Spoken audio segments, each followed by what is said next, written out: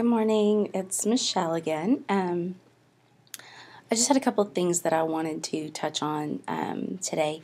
I weighed in yesterday, really hoping and expecting to hit my first big goal of losing 50 pounds. I was sitting at 46 pounds last week, and I had thought I was at 48, and I was mistaken. I was at 46 pounds lost. So I was a little bummed by that, but I didn't really let it get to me because I figured I'll probably hit it this coming week.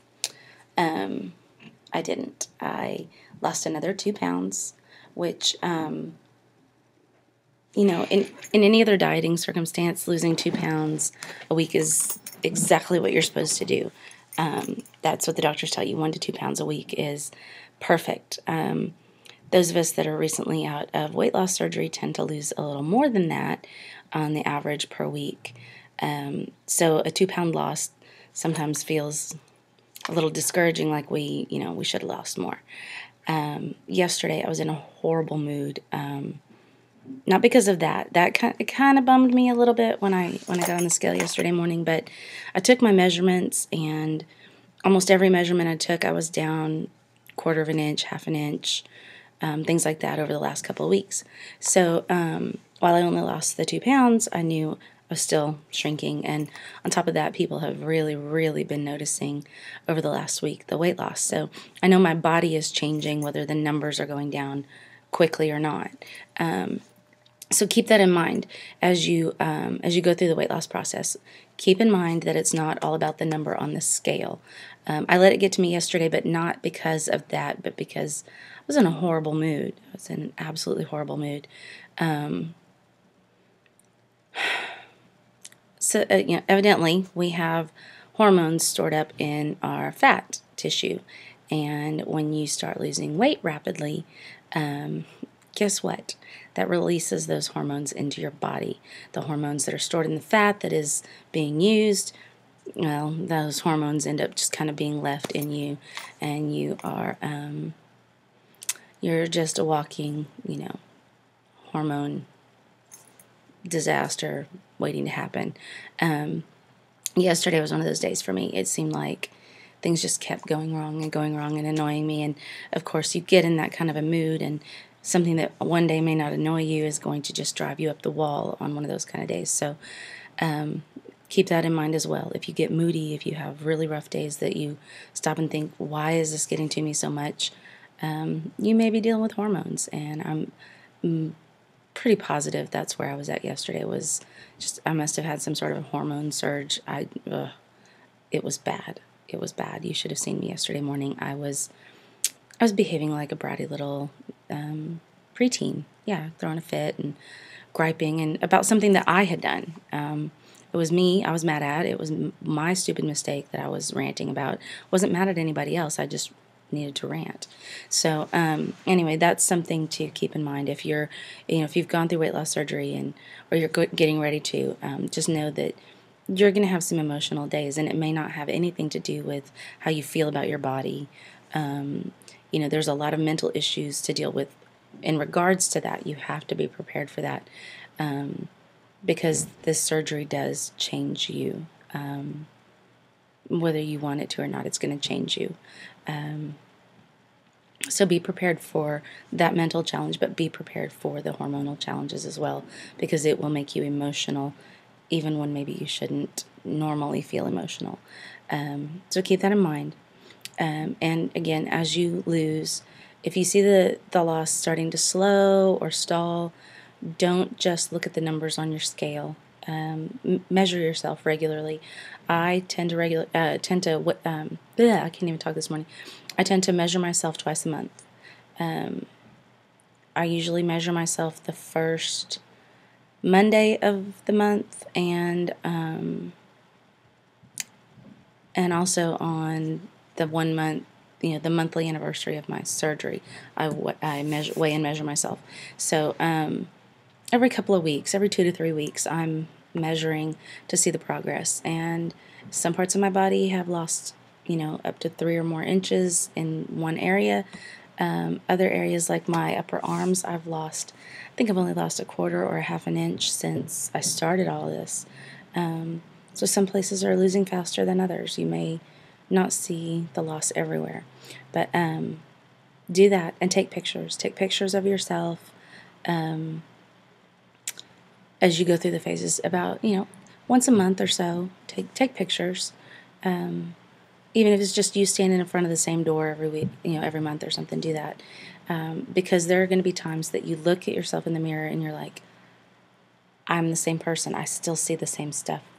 How can I possibly have lost nearly 50 pounds and still see the same person?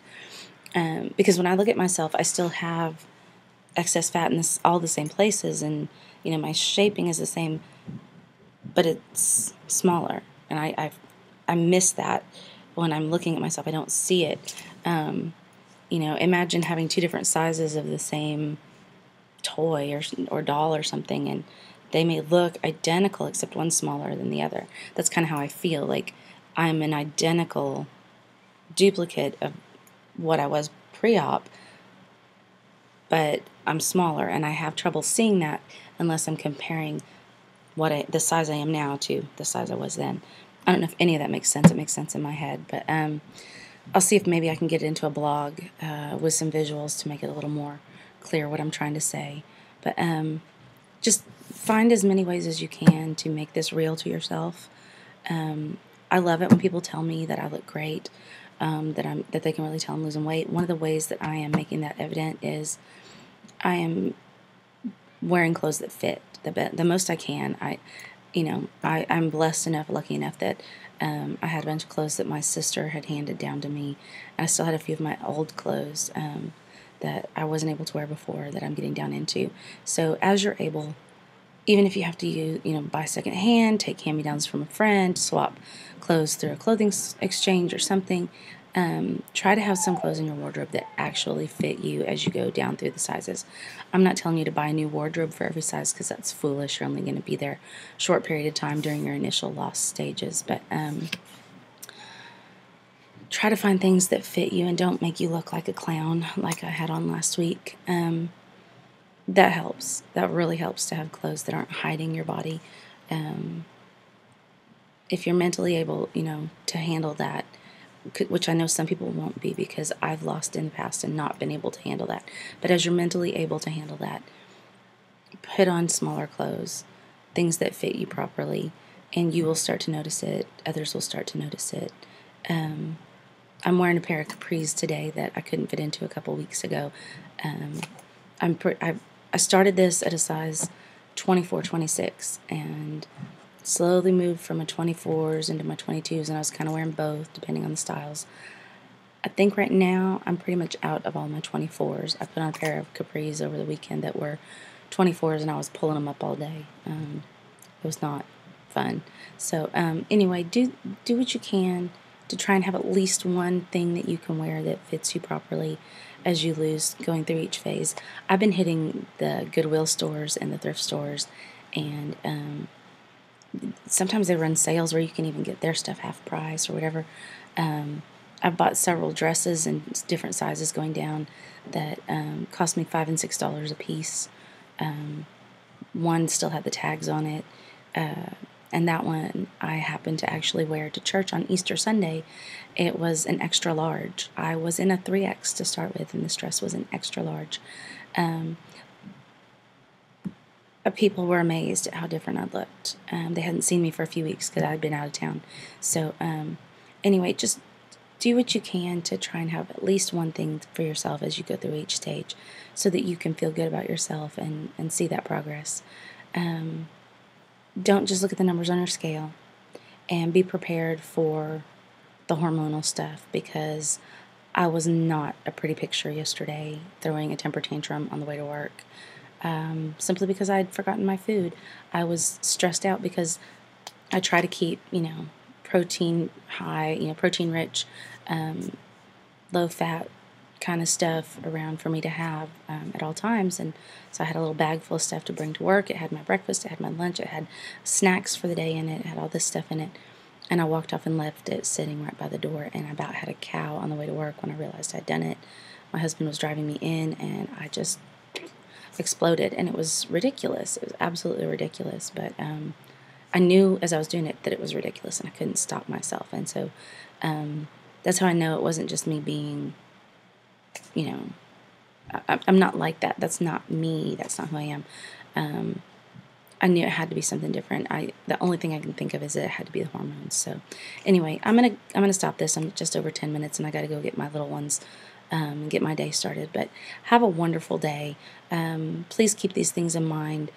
I hope I was clear on getting it through to you because I'm very tired. I have not been sleeping well the last few nights. So if this doesn't make sense, post me a message, ask me a question about what the hell I'm talking about. I'll try and post a blog in the next couple of days to expound upon these things, but hopefully this information will help someone or at least prepare someone for what's coming, because this is an adventure and it can be fun, but it can also be a little daunting and scary at times, just because you don't always know what the hell's going on with you at any given moment. But it's worth it. It's absolutely worth it. I have lost 48 pounds, and that's just absolutely insane to me. I've never lost that much weight, ever. I've always stopped at around 20, 30 pounds, and so it's worth it. It's worth it, but I want people to be prepared for some of the stuff that's coming. So have a great day. I will talk at you later, and just keep going, guys. Just keep pushing forward. Be positive, and don't give up. Talk to you later. Bye.